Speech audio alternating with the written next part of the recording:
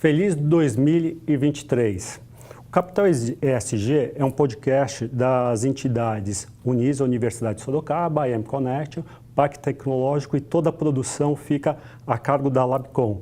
Por falar nisso, feliz ano novo, Rodrigo e Douglas, e a toda a sua equipe. Hoje nós vamos falar de empresas e pessoas que ajudam outras empresas no ESG. Estamos aqui com a Joyce Françoso. A Joyce Françoso ela possui 15 anos de experiência nas áreas de sustentabilidade, gestão de projetos ambientais, inovação e novos modelos de negócio, fortemente orientada para o desempenho e impacto positivo, especialista na implantação de soluções sustentáveis, aliado visão estratégica técnica, possibilitando a tomada de medidas positivas e a adoção de melhores práticas, com foco na visão de futuro para a geração de valores. Possui MBA em temas avançados de estratégia empresarial, pós-graduação em Química Ambiental, especialista em sustentabilidade, além de palestrante nos temas de meio ambiente, inovação, finanças e finanças sustentáveis. A apresentação minha, Caio Greenberg. Somos da IM Connection, reduzindo o carbono uma pegada de cada vez. Tudo bem, Joyce? Tudo bem, Caio. Obrigada, viu, pelo convite. Estou bastante feliz em poder colaborar aí com o seu podcast. Nosso podcast, sinta-se em casa, tá? Nosso podcast. Eu vou pedir até para o Rodrigo, coisa que não havia pedido, para ele colocar aqui embaixo nos nossos caracteres, o endereço da Uniso, que nunca foi colocado no nosso podcast, porque às vezes as pessoas elas não conhecem a Uniso e todo o trabalho que ela tem nesse foco de sustentabilidade, inovação e do que a gente chama de inovabilidade, que é inovação com sustentabilidade. Amei o termo. Então, nessa questão, nós temos a opinião hoje dos consumidores, eles veem que as empresas elas têm que fazer alguma coisa para o ESG, mas elas não cobram. E só 17% acredita que se está fazendo alguma coisa dos consumidores. Então, nesse tocante, o ESG realmente está saindo do papel? É uma realidade ou é um greenwash passageiro, Joyce? Vamos lá. É importante contextualizar um pouquinho sobre o que é esse tal de ESG, né? Para a gente fazer um resgate aí no tempo. O tema de desenvolvimento sustentável, ele não é novo, né? Ele é um tema fomentado pela ONU já há 30 anos. E aí, na década de 90, né, o John Elkton, da Sustainability, ele pegou esse conceito da ONU, né, que a gente já vai até explicar um pouquinho sobre por que ele foi estruturado. Ele deu uma pincelada e criou, uma organizada nos temas e criou o Triple Bottom Line, né?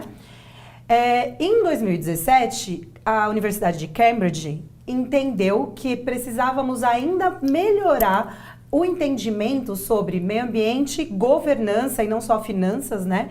E o social, e criou esse conceito do ESG, né? Quando a gente fala de greenwashing, né? Algumas empresas sim.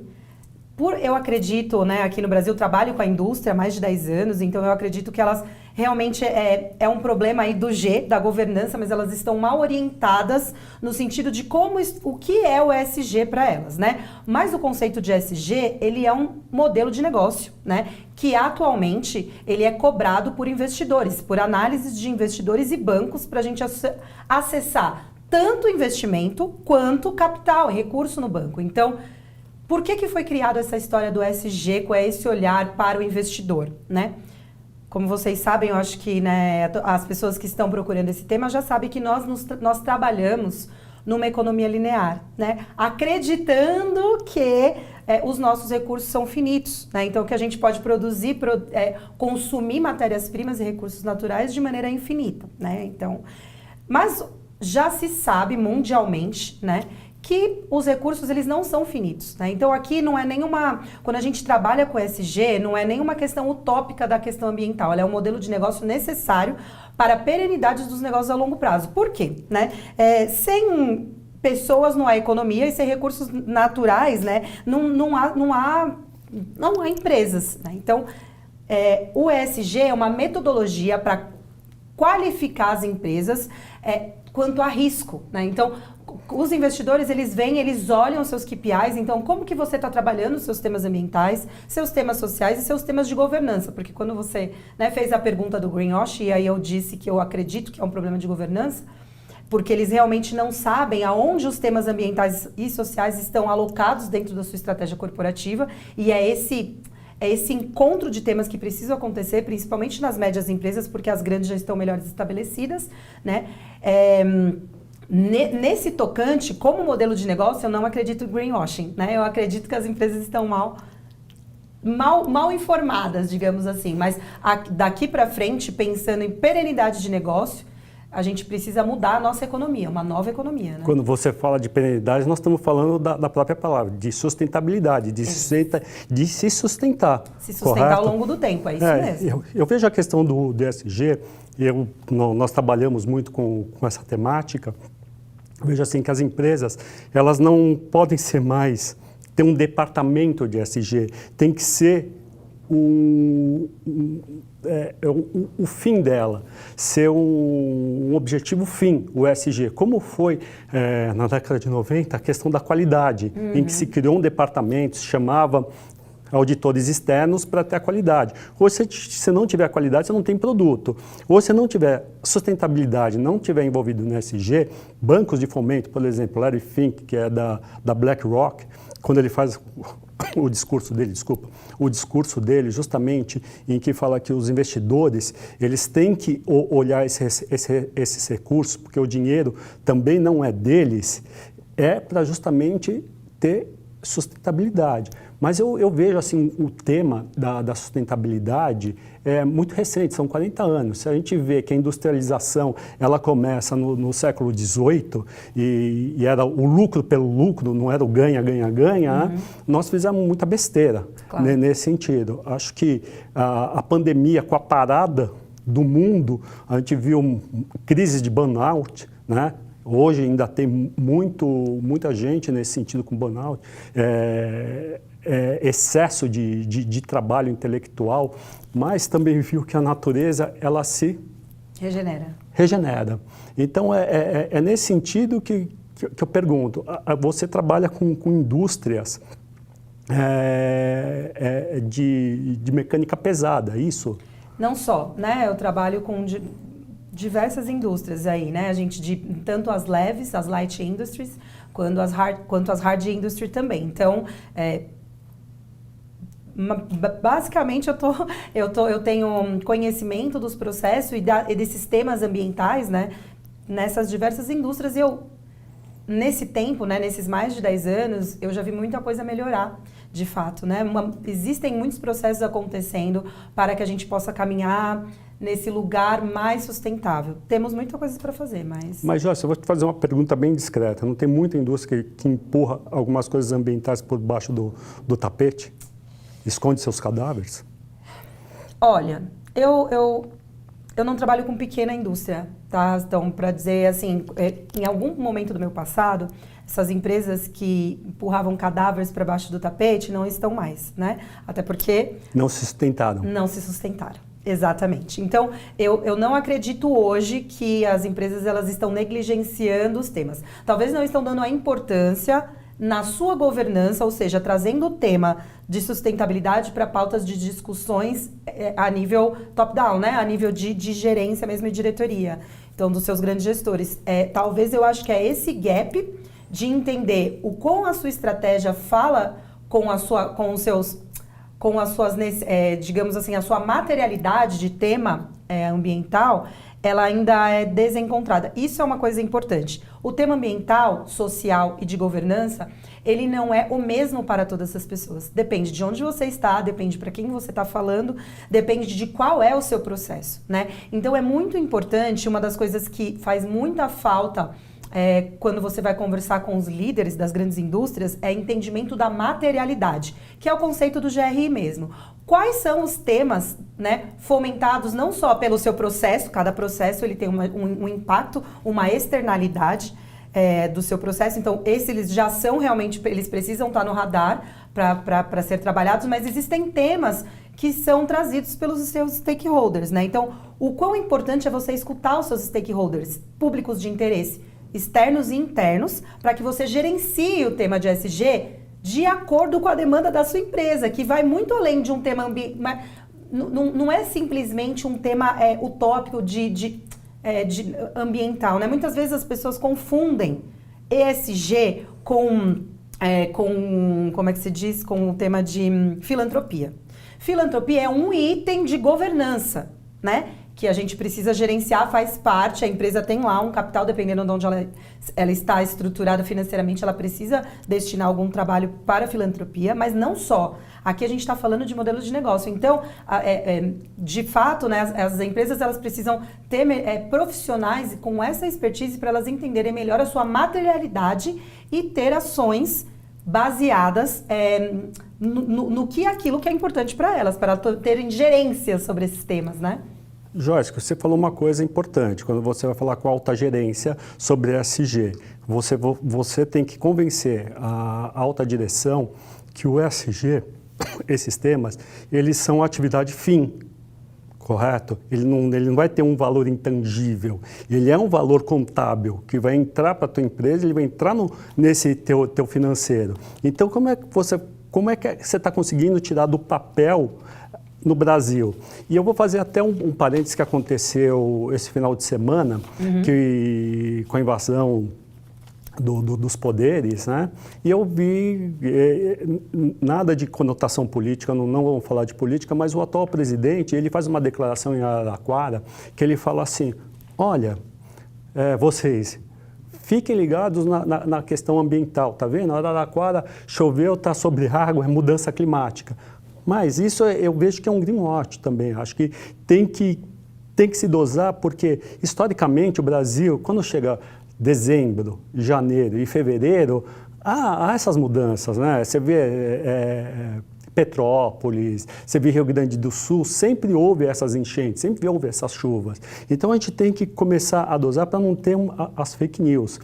E a contrapartida, eu também ouvi que a GRU falou, quem financiou os terroristas foi o agronegócio. Nós estamos... Como tirar isso do papel? Como equilibrar essas coisas? Claro, vamos lá, né? O tema brasileiro... Bom, falando do seu primeiro ponto levantado, eu nem acredito tanto que seja um greenwashing. Por quê? O regime de chuva ele está altamente conectado, né, às mudanças climáticas, né? Quando as pessoas falam assim, nossa, a mudança climática, o mundo vai esquentar, mas aqui está chovendo e está frio pra caramba, né? Só para contextualizar, né, tem um professor da Universidade Federal o professor Leme, né, na Universidade Federal do Rio de Janeiro, que ele deu uma explicação incrível para entendermos o que é a mudança climática, para trazer uma referência para o corpo, né? Quando a gente está com 37 graus, a gente está mais ou menos bem, já está com, né, é uma temperatura corporal ok. Se eu chegar em 39, o meu processo interno, ele já está desestabilizado, né? Então, eu vou ter uma série de consequências que eu vou precisar me remediar para que eu possa voltar para a temperatura normal. No planeta é a mesma coisa, né? Assim, essas ações, esse clima que já vem se esquentando, ele tem diversos impactos. Entre ele, a regulação do regime de chuva. O regime de chuva no bioma brasileiro, aqui onde a gente está, realmente, ele é carregado em alguns períodos do ano, mas não da maneira como está acontecendo agora, de maneira tão desregulada. Existe uma intensidade, talvez um volume que há muito não se tem visto, e isso tem a ver, de fato, com todas as mudanças ambientais que estão acontecendo, né? Então, claro, existe um exagero? Acredito que talvez, mas não acho que a gente possa tirar esse exagero, porque a urgência do tema ambiental, ela é de fato uma realidade, né? Acredito nisso, Joyce. Mas eu quis trazer nesse contexto justamente a questão de você usar o tema para fazer política, entendeu? É porque também é uma questão política, né? Não, assim, também. E acho muito importante o papel geopolítico. Geopolítico, né? Política que eu digo público. Não, questão pública. Não a questão. A política, quando eu falo, fazer politicagem. Não, diferente. aí sim, aí não concordo, mas o tema ambiental, ele precisa dessa pressão legal, de licença, né? Claro. E o agro precisa entender que o Brasil, ele tem uma agenda muito importante mundial, que é o capital natural, né? Eu trouxe até aqui uns números, para falar sobre o quanto que a gente tem de... não, na verdade eu não trouxe. Mas assim, nós somos responsáveis por uma porcentagem muito grande de espécies no mundo, né? O Brasil, ele tem um protagonismo nessa agenda do capital natural que está sendo fomentado ainda um pouco mais tímido aqui, a descarbonização, que nós vamos entrar mais para frente, mas como um item importante. Por quê? Se a gente não tiver realmente espaço produtivo, não existe empresa, não existe sociedade, não existe futuras gerações, né? Eu trouxe aqui uns dados que, para você ter uma noção, em 1950, nós éramos 2,5 bilhões de habitantes no mundo, né? A projeção da ONU é que em 2100 nós sejamos 10 bilhões no mesmo espaço. Hoje nós somos 8 bilhões, que aconteceu em dezembro. Isso, em 2050 a gente tem uma projeção aí de 9 bilhões. Ou seja, voltando no tema, né, do ESG ser um modelo de negócio, ele não é mais uma questão utópica ou filantrópica de abraçador de árvore, porque eu me encaixo nesse contexto, tá? Eu tenho a minha formação ambiental e eu, por crença, eu sou abraçadora de árvore, né? Assim, a questão de preservação do meio ambiente é uma causa além do meu trabalho, mas eu trabalho com finanças, eu trabalho com processos, então eu entendo esse tema do desenvolvimento sustentável da ONU. E aí, quando a gente traz essa projeção, né, de aumento populacional, eu tenho um risco de sobrevivência e, claro, se eu não tenho para quem vender, né, se eu não vou... As empresas, elas podem quebrar, né? Uma empresa que tem sua matéria-prima como água, as indústrias cervejeiras, né, que há pouco a gente estava falando, se ela não fizer uma gestão do seu produto matéria-prima, água, daqui 5 anos, ela não tem mais o produto dela, porque eu vou usar para abastecimento humano. Então, a questão ambiental ela é urgente. E o capital natural, o qual o Brasil tem um protagonismo muito grande, ele é importante para que as indústrias possam conseguir existir para produzir os nossos insumos e né, tudo que nós usamos no nosso dia a dia ao longo dos anos. Então, a indústria agro, ela precisa parar de querer derrubar terra ou trabalhar com os agrotóxicos e entender que não olhar para o ESG é um risco, mas olhar para o ESG é uma oportunidade. Se ela olhar esse contexto como um desafio de melhorar o seu processo, ela traz um impacto positivo para o seu processo. E tem uma agenda importante para nós no Brasil. Ela vai desacelerar. Em vez de viver 1 ano a 1000, ela vai viver 1000 anos a 10. Exato. E com impacto positivo, que é isso que eu acho que é o mais interessante das indústrias, elas conseguirem melhorar o seu entorno. Falando já do S, né? Do ESG. Como que eu posso trazer um benefício positivo para o meu... Então, né, vamos trabalhar esse contexto. Eu vou falar um pouco do profissional, até você falou que mora em São Paulo e está se mudando. São Paulo, você sabe que está crescendo, que hoje teve um boom imobiliário muito grande. E antigamente morar em frente de praças era muito agradável e tinha um valor. Saiu uma publicação recentemente que hoje os imóveis em frente a praças estão desvalorizados. O porquê? Justamente por causa do social, porque as pessoas, vamos dizer, os moradores de rua, estão se abrigando nessas praças, estão desvalorizando a própria praça e desvalorizando os imóveis. Aí eu falo, como é que o profissional de ESG, ambiental, social, pode trabalhar isso com um incumbente, né, que é um prefeito, um presidente? Como você... Claro. Assim, o meu principal know-how, né, é na indústria, e eu acho que ela também pode trabalhar aumentando o valor de capital intelectual no seu entorno, né? Então, se eu trouxer mais riqueza, ou seja, uma possibilidade de melhorar o meu entorno para capacitar os moradores do meu entorno, eu consigo elevar as condições humanitárias do meu entorno, falando como empresa. Falando como um problema social, que né, na verdade... Aí é aquele contexto, né? O problema político, ele também é um problema de ESG, né? Uma vez que eu não tenho políticas públicas sociais e ignoro totalmente esse contexto dentro das minhas agendas de discussão, eu aumento o problema na rua, né? Então, e aqui eu também não estou fazendo nenhuma alusão a nenhum partido e nada disso, mas como profissional da área ambiental, as pautas sociais, elas precisam ser causas abraçadas de corpo. Eu só consigo evoluir o mundo com educação, né? Com melhoria de processos sociais. E se eu não tiver ações e políticas públicas que abram portas para que essa sociedade possa minimamente estudar e melhorar suas condições de saneamento, de moradia e ter o mínimo de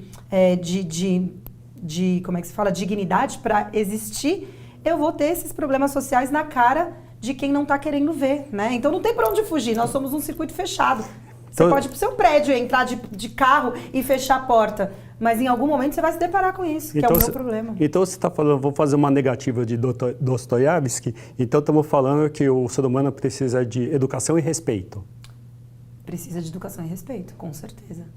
Senão o tema ESG ele não vai evoluir de forma nenhuma. Sem sociedade, eu não tenho empresa, eu não tenho meio ambiente, eu não tenho nada. Se eu tenho digamos, se eu for colocar um ponto importante aqui no ESG, eles são, assim, a gente vai falar de abrangência, né? Eles são interconectados, interrelacionados e têm, digamos, o mesmo potencial de importância, né? Triple bottom line. Triple bottom line. E a governança, ela é muito importante, seja a governança para as empresas, né, para as corporações, ou seja uma governança política, ela é importante.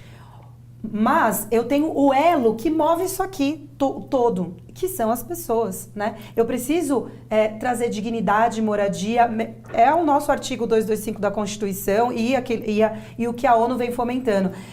Eu preciso estabelecer condições para que a gente possa sobreviver nessa geração atual e minimamente eu garantir as condições futuras, porque hoje, consumindo do jeito que eu tô, achando que nada vai acabar, por exemplo, eu já estou consumindo recurso de 1,5 planetas Terras, né? Então, você está consumindo e quanto você está descartando? Quantos planetas você vai precisar de descartar? Exato. Porque a galera, assim, a gente não imagina, né? Aqui em São Paulo, somos privilegiados. A gente até pode entrar com o nosso carro para dentro do prédio e fingir que nada está acontecendo, porque o lixo que eu jogo dentro da minha casa, ele vai desce no corredor e vai para alguém que eu nem sei quem, porque às vezes eu não sei nem o nome, falando do social, né, puxando um pouquinho, né, eu não sei nem o nome de quem está coletando isso para mim. Mas cada pessoa, assim, numa média no Brasil, né, a Abrelp tem esses relatórios todo anuais, né, cada pessoa gera 1,5 quilos de resíduo por dia. Eu vou te pedir um favor, repetir olhando para os nossos ouvintes. Ai, claro, desculpa, eu estou aqui nessa comunicação. A Abrelp, né? A Abrelp é uma organização que faz esse levantamento de volumes gerados no Brasil, né? Então ela faz o levantamento de quantos aterros nós temos, o quanto está indo para aterro, o quanto ainda... Nós temos mais de 2.000 lixões ainda precisando ser licenciados para virarem aterros sanitários.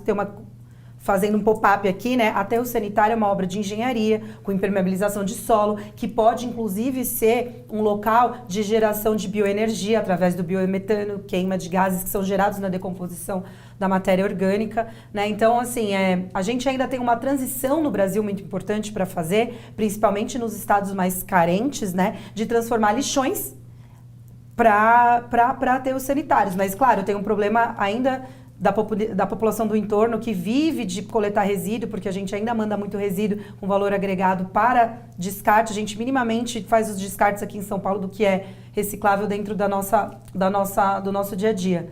E aí foi deixando o pop-up dos aterros só para fazer essa distinção do que é aterro, do que é lixão. Cada ser humano gera 1,5 kg de resíduos por dia, né?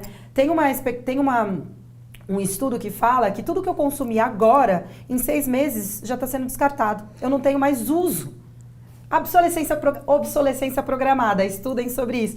Então, quanto que eu estou pensando nos meus hábitos de consumo, né?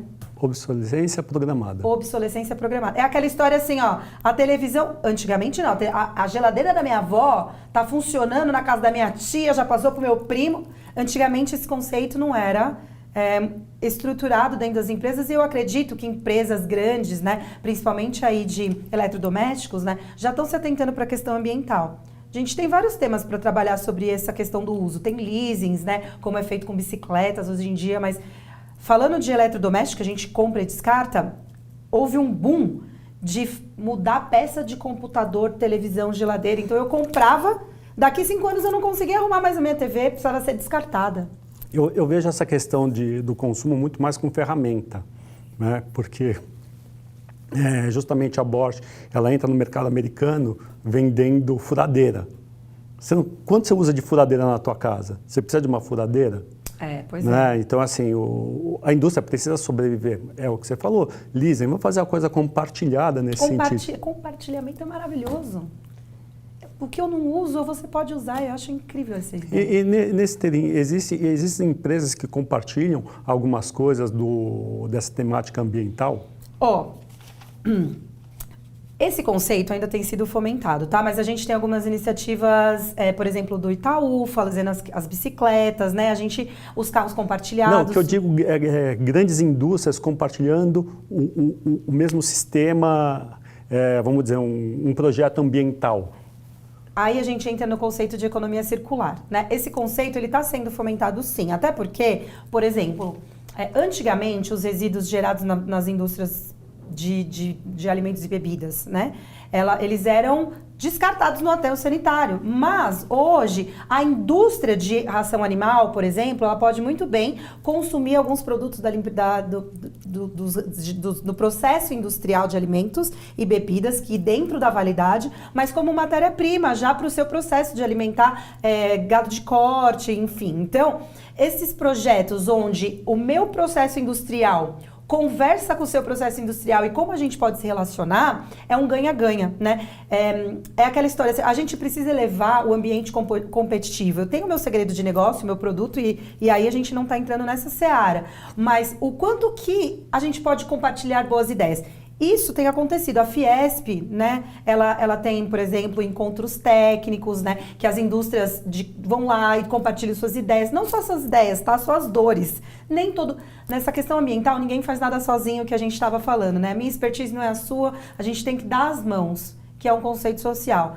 Então, eu acho que a gente, mais do que nunca, precisa estar aberto a essa disrupção de abrir as portas do meu negócio e compartilhar o que eu posso. Vem aqui, eu tenho um problema, entra aqui na minha empresa, como que você pode ajudar? Quando você pode abrir ideia para a academia, deixar a academia entrar dentro da sua empresa, né? Para trazer esses alunos cheios de ideias para eles errarem lá dentro, mas de alguma maneira de 100 ideias que eles trouxerem, uma vai funcionar. Então, tá acontecendo. Eu vejo na velocidade que a gente precisa? Não, mas está acontecendo. Eu vejo, já trabalhei em algumas indústrias que se preocupavam com a sociedade do entorno. Né? A questão de você pegar um jovem aprendiz, alguma coisa nesse sentido, né? Porque você tem um impacto positivo com a sociedade. Ela vai consumir, ela vai te defender como marca. Exato. Né? Até a questão de marca, eu vou falar um pouquinho. Hoje está tendo uma mudança em que a gente deu muito valor à questão do meio tecnológico, né, e esquecer um pouco do produto. Hoje, acho que o consumidor está vendo muito mais o produto, né? E nesse sentido, o consumidor está se preocupando de quem consumir, como ele vai consumir e como ele vai descartar. As empresas ela tem essa percepção do consumidor?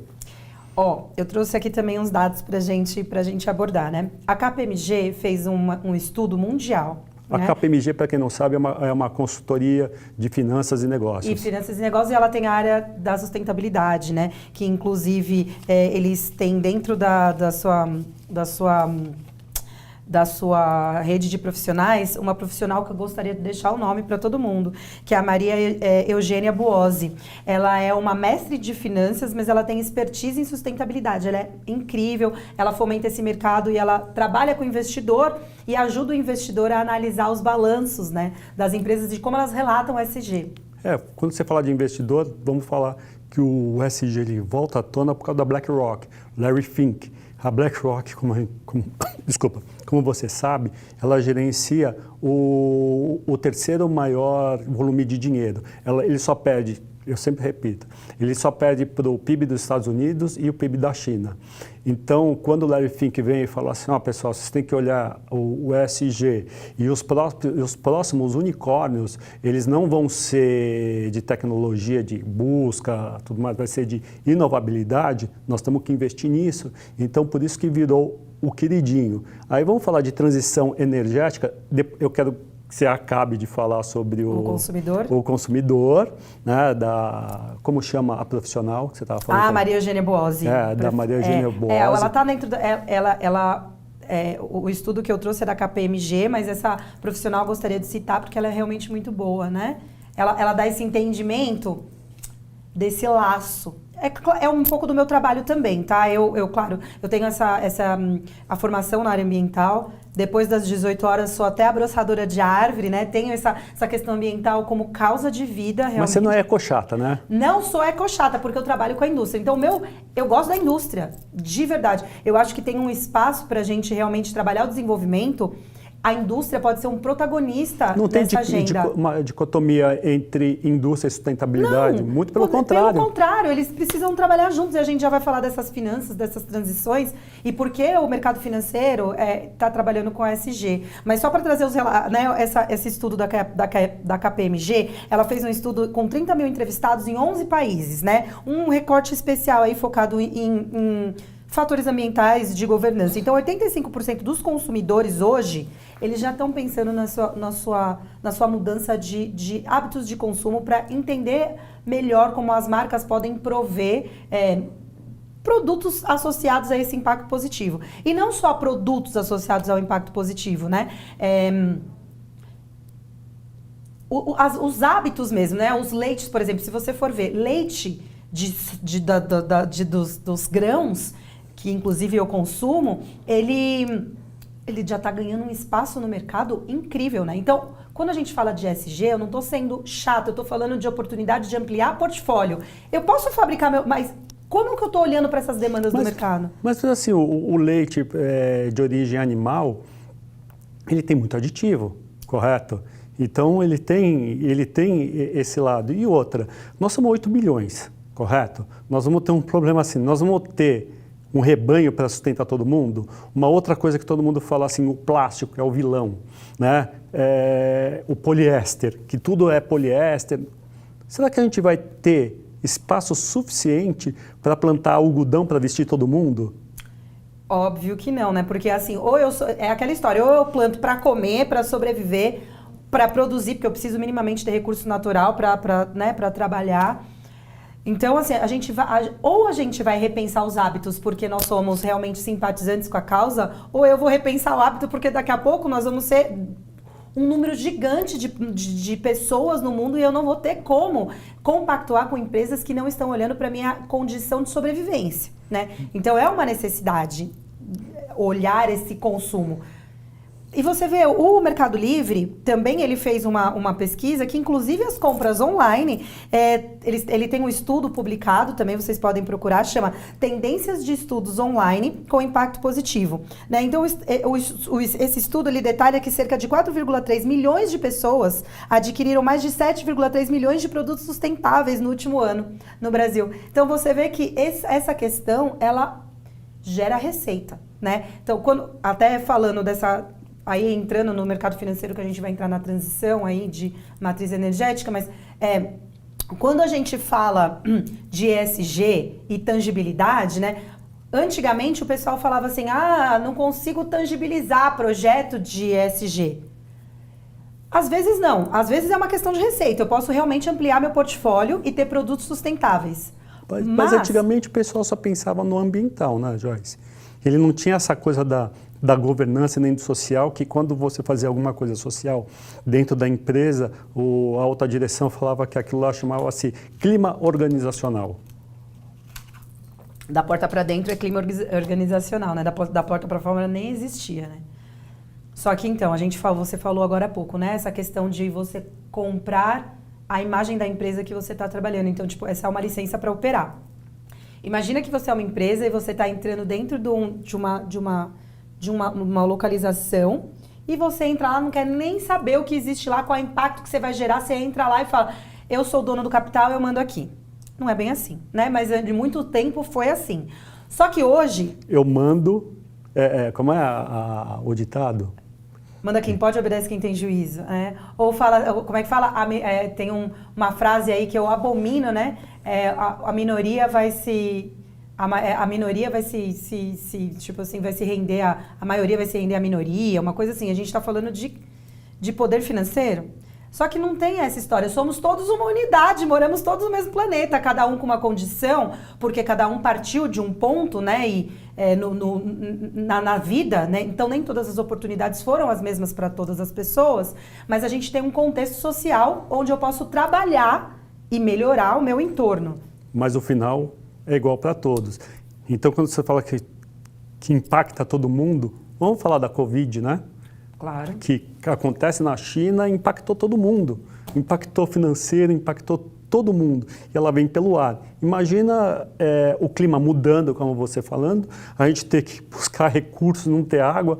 Como é que a gente vai viver essa... Como sociedade. Como sociedade, vai ser uma desutopia. Vai ser aquele negócio Mad Max, né? Alguma coisa... que a gente não chegue aí, porque eu tenho medo de verdade. Mas a gente pode chegar a esse ponto. Pode sim. Né? Acho que a gente está na beira de um abismo nesse sentido. Não tem fronteira. Estamos todos no mesmo lugar, um ambiente fechado, um ciclo fechado. Estamos dentro do planeta Terra. Não tem jogar fora. Não tem eu fechar minha porta e não olhar para o outro. Nós somos uma unidade. Quando você joga, cai na cabeça do outro. E se eu não me importo com o outro, né? Assim, basicamente eu não estou me importando com a evolução da minha espécie. E é engraçado. Só uma curiosidade, o World Economic Forum é um fórum de economia. Não é um fórum de meio ambiente, não é um fórum de sociedade, é um fórum onde líderes econômicos e de governo, de estados, a gente trata a geopolítica, eles listam os 5 maiores riscos de negócio nos próximos anos. Para quê? Para se antecipar. A importância da agenda ESG. 4 dos 5 maiores riscos de negócio dos próximos anos são socioambientais. Mas eles não estão também, eles não veem os 17 OBS da não, ONU? Eles vêm também, mas a ONU tem uma agenda que em algum momento eles se conversam, né? As 17 Objetivos do Desenvolvimento Sustentável também ele foi construído para que a gente em 2050 também tenha menores taxas de carbono, reduza a questão do aquecimento global e tenha uma melhor qualidade de vida. Porque todo mundo já entendeu aquela história que eu te falei, né? Que é essa frasezinha super bonitinha aqui. Não é economia sem pessoas e não há sociedade sem recursos naturais. Então, se você se você é líder de mercado, não tiver para quem vender, não vai ser líder de mercado mais daqui a algum tempo. Então, se sua matéria-prima ela não está sendo gerenciada por esse olhar do ESG, você não vai ter negócio. Joyce, de novo, eu quero que você repita para o nosso pequeno empresário. Vamos lá. E isso é muito importante. Líderes de mercados, né? E aí a gente está falando do G. Sempre que eu puder, eu vou fazer uma pincelada de qual é essa sopa de letrinha, né? Environment, Social ou Governance, que em meio ambiente, sustentabilidade e social, né? Então, quando a gente está falando de governança, por que é importante líderes, né, de startups, médias empresas, pequenas empresas e as grandes já entenderam o recado. Porque elas estão recebendo dinheiro de fora, de banco, de investidor, então elas se adequaram. É um up-down. Está sendo um up-down. Né? Exatamente. Mas qual é a importância? Se você minimamente não está vendo, não está olhando a oportunidade que o ESG está te dando de melhorar os seus processos, né? Daqui a pouco você vai perder competitividade e quem sabe perder sua capacidade de operar, porque se a sua matéria-prima não estiver acabar de fato ou não estiver disponível para o seu uso, daqui a alguns anos a sua riqueza não vai ter mais por onde, não vai ter mais como ser gerada. Então, o problema de ESG, ele é um problema meu como profissional e estou aqui para apoiar as empresas, que é esse meu papel, né? É entender como que a gente pode conversar com a sua estratégia, né? Eu tenho MBA em gestão estratégica de negócio, então já trabalho fomentando essa agenda dentro das empresas, não só trabalho com projetos dentro das indústrias também, mas esse fomento dentro da... Como é que o meu negócio pode falar com essa questão ambiental e social e melhorar os meus processos, né? Porque todos esses temas, eles são pré-financeiros, eles podem não ser financeiros, mas eles estabilizam a minha empresa para gerar recurso, otimizar, reduzir custo, melhorar a inovação tecnológica, aumentar meu portfólio. Então, é importante olhar para esse ESG para que você possa continuar, e nós, profissionais da área ambiental, queremos que vocês continuem sendo uma empresa com um impacto positivo, né? É sobre isso. Agora eu vou entrar num tema que é justamente que a Joyce é especialista, a descarbonização. Acho que tudo isso, a questão da dos MDLs, que são os modelos de desenvolvimento limpo, os D7 OBS, todos esses impactos, ESG, Triple Bottom Line, ele vem combinar justamente que no final da década de 70, começo da década de 80, vem com o que os especialistas chamavam de ecossistema, daí passa para ecologia, aí vem o Triple Bottom Line, estamos no ESG. Mas é a descarbonização da nossa atmosfera. E o Brasil, ele tem uma grande vantagem, né? Porque hoje a gente está numa transição energética para modelos limpos, né? Nós temos sol, nós temos água e essa transição vem justamente para os queridinhos do momento, né? Que vamos falar de um pouquinho de biomassa, descarbonização, crédito de carbono e nitrogênio verde. Correto? Acho que as empresas, elas estão, hidrogênio verde, elas estão olhando para esses temas. Até a Joyce me corrigiu sobre nitrogênio, hidrogênio, sobre essa questão, tivemos uma discussão. Eu gostaria que você falasse um pouquinho sobre hidrogênio verde, biomassa, toda essa questão. Tá. A descarbonização hoje, né, a indústria tem um papel muito importante, né? Não só, claro. Só fazendo um tema até para entrar, que justamente é uma área que eu tem bastante expertise aí na tem tecnologia. Bastante expertise por favor, colabore conosco. A questão as empresas, elas estão vendo o carbono, estão vendo como o transporte, a logística dela tem que ser eletrificado, suas frotas, e mesmo os seus processos, eles têm que abandonar a queima do combustível fóssil? Já é uma necessidade de mercado e de investidor, né? O tema de carbono, ele tem sido pauta de agendas de negócio, porque realmente o investidor, principalmente de empresa de capital aberto, mas não só, né? Você tem linhas de financiamentos para projetos que tenham redução de impacto de carbono no banco. Então, o dinheiro que você pega para fazer as melhorias na sua empresa, ele pode ser mais barato se você tiver já projetos focados na redução do carbono. Né? O GHG Protocol, ele estabeleceu algumas metas, alguns escopos de descarbonização. O escopo 1 são emissões diretas, né? Os escopo 2 também, que fala de energia comprada, e o escopo 3, que são emissões indiretas.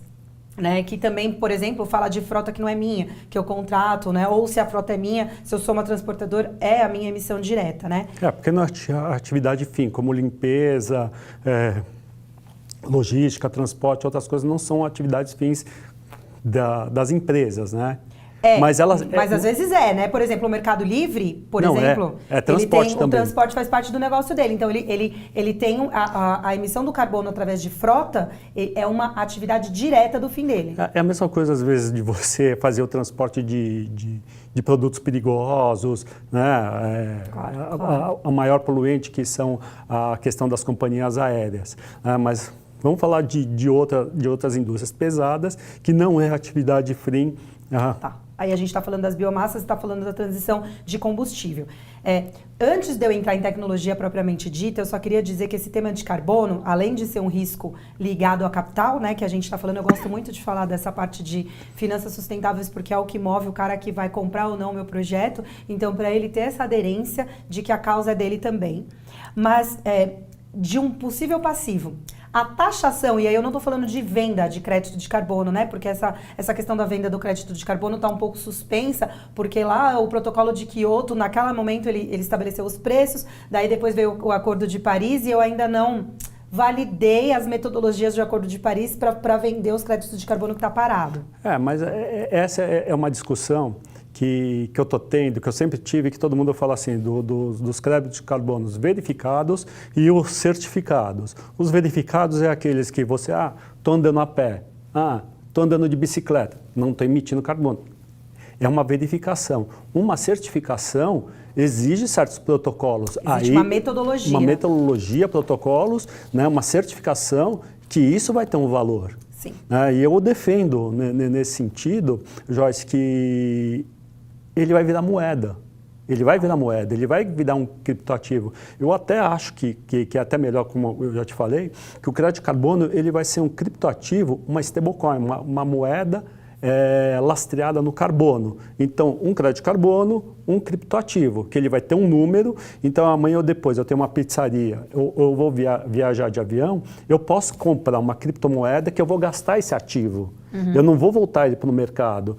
Mas aí a gente vai entrar também numa outra questão que eu vou te falar, que também esse crédito de carbono, ele vai ter que ser certificado e ele vai ter que ter uma criptografia quântica, né? que é assim, uma criptografia tão segura, porque se você estiver pensando em que vão clonar teu cartão de crédito, esse é o menor dos teus problemas, porque o hacker ele vai estar mudando a física, simplesmente. Né? Então, para não entrar no que a FXT fez, que ela quebra e leva todo esse conceito de criptoativos embora, né? Então, é isso que eu imagino, que o crédito de carbono ele vai ser o maior ativo das criptomoedas. Tá, do criptoativo. E eu acho que o papel do acreditar e da inovação, ele tem um papel essencial, não só no carbono, mas nos novos modelos de negócio, né? Quando eu estou falando de crédito de carbono aqui estabelecido pelo protocolo de Kyoto, pelo Acordo de Paris, eu já estou falando de metodologias funcionais. Estou falando de dólar, né, basicamente. Então, é uma coisa que está acontecendo no mercado financeiro hoje. Né? Essas tendências mundiais ainda não têm demanda o suficiente e não estão validadas. Mas eu acredito que é um caminho, tá? Mas aí falando só assim, de uma geração de receita, quando eu vou fazer o meu balanço financeiro da empresa, se eu tenho crédito de carbono lá ou para comprar ou para vender... Ou pode ser uma linha de receita, ou pode ser um custo, né? Dependendo se eu estiver Depende do balanço, compensando, né? Se eu estiver compensando, porque às vezes eu estou emitindo, não tenho como descarbonizar, eu vou lá e comprar. Não é a melhor. A compra, né? Para eu diminuir a minha emissão, não é o melhor processo. Mas é uma solução. É uma solução. É igual dos 3 R's, né? A compensação, ela é o último caso. O primeiro caso aqui é como eu deixo de emitir, como eu descarbono, e aí falando da indústria, né? Mas Joyce, é nesse sentido que eu vejo que o carbono, por exemplo, vamos falar da indústria petrolífera. Aqui no Brasil, no mundo, a gente fala do Valdez, que sujou o Alasca, né?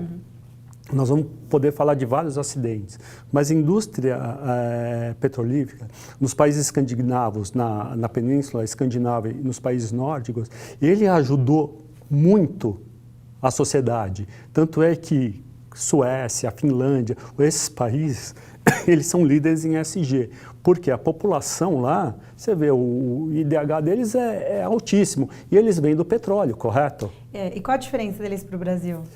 É porque... Espaço? Eu não vejo espaço. Também, porque se você tem um lugar desse tamanho para morar, aqui no Brasil a gente tem um espaço para... Eu vejo oportunidade. Não, espaço que eu digo é que, infelizmente, quando você mora num país muito pequeno, você precisa gerenciar os seus recursos de uma maneira muito mais importante, com uma importância muito maior do que no Brasil, que eu tenho um espaço. Você falou assim, a questão dos países escandinavos são pequenos.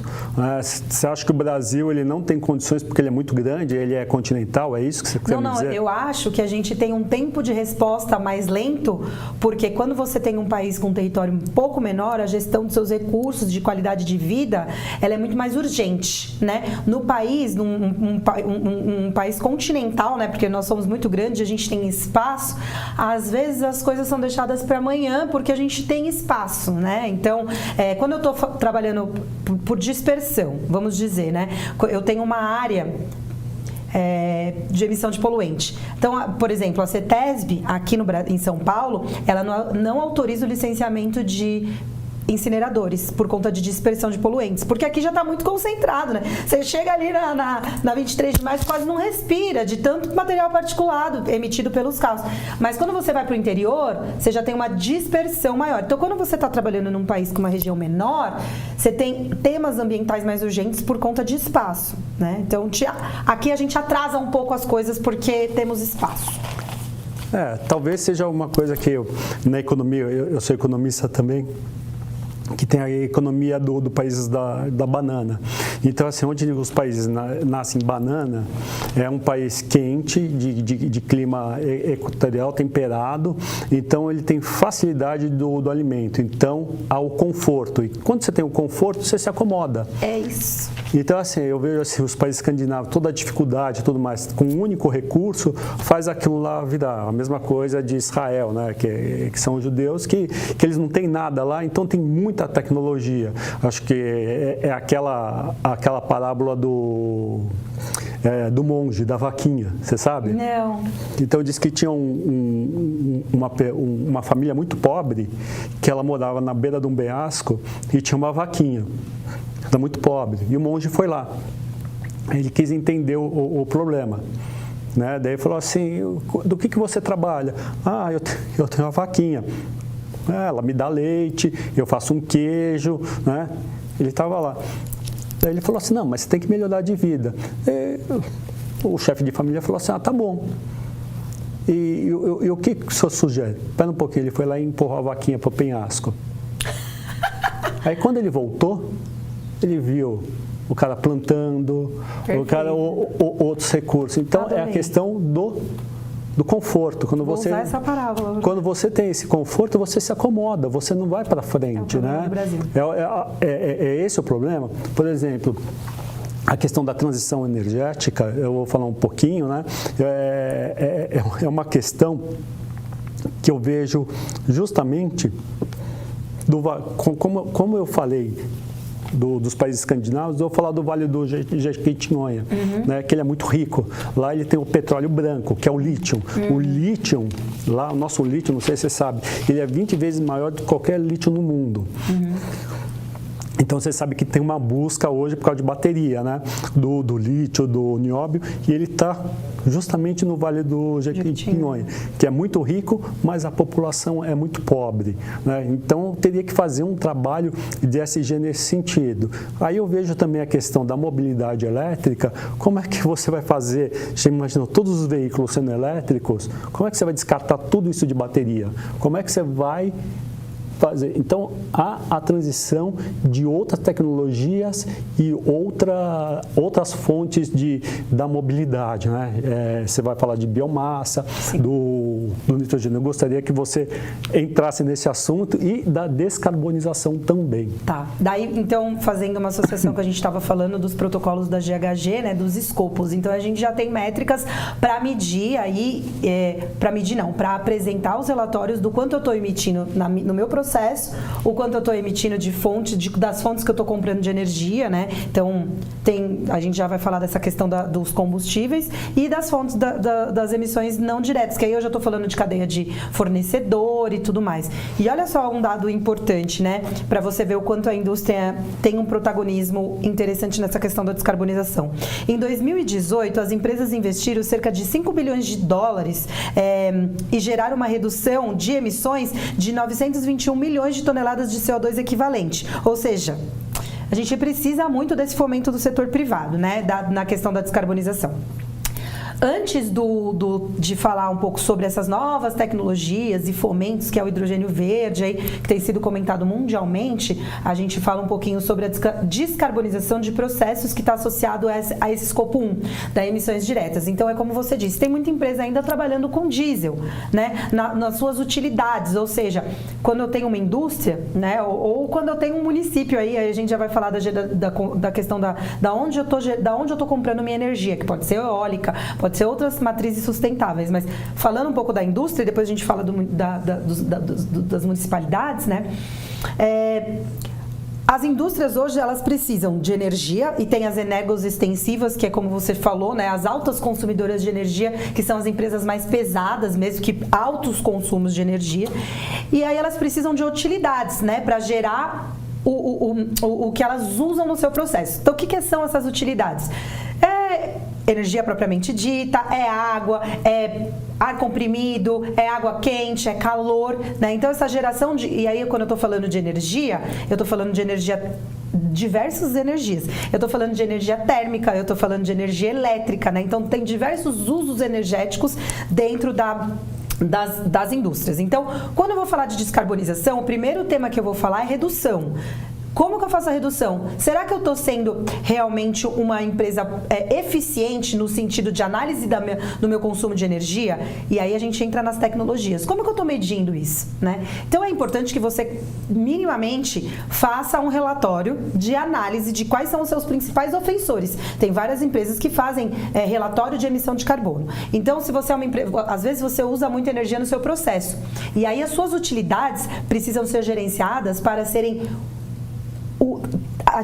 trabalhadas numa performance ótima para que eu possa reduzir o meu consumo das minhas utilidades. E aí a gente vai, porque o guarda-chuva energia ele é bem amplo, né? E aí a gente vai para combustíveis, realmente. Então, uma caldeira, ela pode gerar energia, ela pode ser uma cogeração, ela pode gerar energia e vapor, ela pode ser uma trigeração, ela pode gerar energia, vapor, água quente para o processo. Com que combustível, né? Então, esses combustíveis, por exemplo, eu vou citar um exemplo da Camil, que é público, né? Ela publicou, a gente inclusive trabalhou, né? A empresa que eu trabalho hoje, não como Joyce profissional, profissional ESG, mas como profissional de uma empresa que hoje eu faço parte, que é a Veolia. Nós colaboramos com esse projeto da Camil. Poderia falar de novo o nome da Claro, a Veolia Serviços Ambientais é uma multinacional francesa, né, que tem uma atuação com um propósito de transição ecológica. Então, a Veolia já tem uma atuação aí no mundo há 160 anos com projetos ambientais. Então, é uma empresa que está bem aderente a apoiar essas empresas nessas transições, seja de resíduos de energia, água, seja com projetos de energia, água, resíduos, né? A gente trabalha no apoio a esses projetos de ESG, nessas transições. Você poderia dar o endereço eletrônico da empresa? Claro. Eu vou pedir para o Rodrigo depois colocar nos caracteres. www.veolia.com, né? E aí a gente pode pôr /PT, é uma empresa multinacional, está em 57 países, né? Nos 5 continentes, então PT é do Brasil. Depois vou deixar o meu e-mail também para você. Você poderia dar teu e-mail? Claro. E também você dá como é que as pessoas podem entrar em contato com a tua mídia social, o Instagram, o Facebook? Claro. Bom, hoje eu estou aqui batendo esse papo como profissional independente, né, Joyce Françoso, mas das 8 às 18 eu trabalho para a Veolia, então eu vou dar o meu e-mail pessoal, ou também posso dar o da empresa também, a gente pode, enfim, independente, vou dar os dois, vai. O meu e-mail pessoal é Joyce, joyce.francoso, né? francoso@gmail.com. Você me acha no LinkedIn como Joyce Françoso, né? De Oliveira. Então tá bem fácil lá. Lá tem bastante artigo sobre materialidade, sobre descarbonização. Eu escrevo sempre lá. Vocês podem me escrever, né? Aí no sentido de a indústria precisar da Veolia para projetos, o meu e-mail é joyce.oliveira@veolia.com. Eu tô com um time excepcional lá, faço parte do time de desenvolvimento de negócios, né? Então tem um time de engenharia por trás para construir essas ofertas. Então vocês podem me procurar também, né? A gente realmente tem um trabalho muito bonito dentro da indústria. E aí voltando, falando da Camil, né, que foi uma empresa que a gente trabalhou nesse projeto, pessoalmente eu estive envolvida, né? A Camil, ela tinha uma unidade no Sul. A Camil, para quem não sabe, é um fabricante de arroz, né? Então ela gerava nos seus processos em uma das suas fábricas. Beneficiador de arroz, né? Beneficiadora de arroz, né? Então ela colhe, ela planta, ela colhe, descasca, ensaca e o arroz chega para nós na nossa casa, né? A Camil é uma empresa brasileira, né? Tenho bastante felicidade de fazer um projeto com uma empresa brasileira tão grande como a Camil. Então é protagonista nesse cenário de exportação do arroz, e aí a gente já vai falar da importância das empresas brasileiras que trabalham com exportação. Em uma das suas fábricas, ela gerava 95 mil toneladas de arroz que ela mandava para aterro sanitário, né? Então tinha a emissão do transporte até o aterro, né, de um aterro de inertes, enfim. O arroz que não foi beneficiado, não, todo arroz. O arroz é descascado, ele é plantado, descascado, e para ele ficar aquele arroz branco que chega para nós. Então, ele descasca, né? Eles têm o processo de descascamento. Essa casca, né, mesmo o arroz integral, ele também tem um processo de descascamento, não pode chegar aquele grão. Então, ele tem uma geração de casca que é inerente ao processo. Essa casca tem um potencial de queima, né? É um combustível, uma biomassa. Uma biomassa. Ele ia para o aterro. Ia para o aterro. Como a cana também ia antigamente, o bagaço da cana. Não, o mercado agro ele já está inovador em queimar bagaço em caldeira para gerar energia, vapor para o processo. E aí nós trabalhamos junto com a Camil. Hoje eles têm uma unidade deles que queima toda a casca, gera vapor e energia na safra. E na entre-safra, né, eles exportam energia e continuam usando o vapor. Mas nesse processo ele não gera o GE, que é os gases de efeito estufa? Tem filtros, né, para isso, a gente queima, então assim, a gente reduz a emissão. Toda a combustão gera gás, né? E aí eu tô falando aqui, aí eles estão fazendo, essa fábrica ainda não está operativa, mas aí vai ter todo o processo de beneficiamento e também o projeto em si, ele nasce sustentável com os melhores filtros, as melhores condições de queima para reduzir o maior número de... Neutralizar o carbono. De neutralizar. E aí a gente pode fazer mecanismos de redução, de compensação, aquela conversa toda, ou de neutralizar ou também de compensar. Lá no começo nós falamos justamente do agronegócio. Eu vou te falar assim, de uma experiência que eu tive, foi falar justamente de crédito de carbono. Aí no meio da palestra de crédito de carbono, eu não era palestrante, era só ouvinte. Um engenheiro agronômico, ele levantou a mão e perguntou para o palestrante assim, olha, 1 hectare de soja, de milho, ele gera mais crédito de carbono do que uma floresta em pé. Por que a gente tem que deixar a floresta em pé? Aí o palestrante, talvez ele tenha se enrolado e falou assim, é pelo legado dela. Aí eu me intrometi nesse sentido, né? Justamente por causa do processo. Eu falei assim, olha, para você ter esse crédito de carbono de uma plantação, você vai ter que ter amônia. Hoje a amônia, ela depende de combustível fóssil. Você vai ter que ter transporte, ele não é eletrificado. Então o processo, para você ter, você não compensa o que a floresta já está fazendo. A floresta tem que continuar em pé nesse sentido, né? Até porque as árvores, pelo que eu sei, as florestas é que regula as chuvas, né? Elas não sequestram tanto carbono como os oceanos, mas ela regula a chuva, né? Então, assim, e foi que eu falei assim, olha, é a mesma coisa, você pegar esse crédito de carbono que você quer vender dessa plantação, que na década de 80 a gente teve a Serra Pelada. Toda a degradação humana, a degradação ambiental, mas o ouro tinha um valor. Será que ele tinha o mesmo valor do que um ouro minerado de uma forma sustentável? Porque aqui a gente não está deixando a gente não está falando para a indústria cessar, a gente está falando de processos de desenvolvimento sustentável. Pode acontecer. Não é só o fim, né? A gente tem que ver todo o processo. De produto é diferente, a gente não pode ver só o fim, a gente vê o processo, né? Nós, como ser humano, a gente sabe qual vai ser o nosso fim. Então, a gente tem que avaliar muito o nosso processo, né? Que é a nossa vida. Claro. E aí, fazendo só acho que você explicou perfeitamente, e o que as pessoas precisam entender é que a floresta é um capital natural. Isso tem valor, né? Porque quando eu falo, desmata a Amazônia e depois planta, não planta, né? Todo aquele bioma e a regulação que existe ali, né? A nossa matéria orgânica que tem ali, ela foi construída em trilhões de anos. É um legado, né? E assim, eu preciso daquele processo para eu plantar, para eu ter aquelas árvores, para eu regular a chuva. Não é vai lá e descarta. O mundo se regenera, mas não na velocidade que eu preciso para me manter viva. Você me fala uma coisa que eu sempre falo assim, todo mundo fala assim, tem uma frase que todo mundo fala assim, a sustentabilidade vai salvar o planeta. Eu não acredito nisso. Sinceramente, eu não acredito. A sustentabilidade, ela vai salvar a vida humana. Exato, porque é o elo mais frágil dessa cadeia toda. Exatamente, porque o planeta, ele vai existir. Vai ter outra vida de micróbios, outro organismo, a vida vai continuar. Nós é que vamos acabar. A sustentabilidade é a nossa sobrevivência. Exato. E as pessoas têm o discurso, vamos salvar o planeta. Nós não vamos salvar, nós somos egoístas, temos que nos salvar. É isso, nós na verdade estamos aqui falando sobre sobrevivência. De nós mesmos, porque o negócio está aí batendo na nossa porta, e dos nossos filhos, dos nossos netos, mas dos nossos negócios, né? Que sem sociedade não tem negócios, né? E é super importante que a gente entenda e pesquise mais, inclusive alunos, né? A economia regenerativa, ela tem entrado com força. Então, como eu como empresa, né, posso trabalhar o meu entorno de maneira a ser regenerado. E aí eu já nem estou falando mais de manter o que está, eu estou falando de contribuir com a regeneração. Então esse tema da economia regenerativa, do capital natural, também tem sido fomentado, né? Então pesquisem, façam projetos, alunos, sobre isso. Joyce, nós estamos terminando.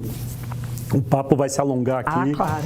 E eu vou fazer um convite, já para um segundo podcast só de descarbonização. Podemos falar, podemos. Vamos esse tema, ser bem específico nesse tema. E antes da gente acabar, eu gostaria de uma tua reflexão sobre o ESG. Claro, bom, primeiramente que assim, eu acredito no ESG dentro desse contexto que a gente falou, como modelo de negócio, né? Então, as empresas que realmente não olharem o tema, né, os temas que o ESG traz, o ambiental, social e de governança, elas estão fadadas a não existir num curto prazo. Então, assim, ou vocês escolhem, né, olhar o ESG como uma oportunidade de perenidade nos negócios, ou vocês estão fadados a fracassar, né? Então, não entender que isso é um tema descolado de estratégia, seja de gestão pública ou seja da gestão privada.